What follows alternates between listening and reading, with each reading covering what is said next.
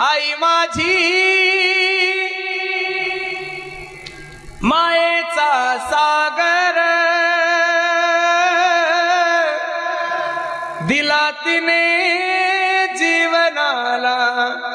आकार तळपत्या उन्हात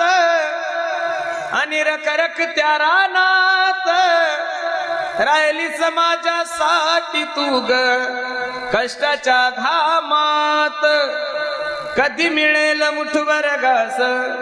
हो कधी घडे तिला उपवास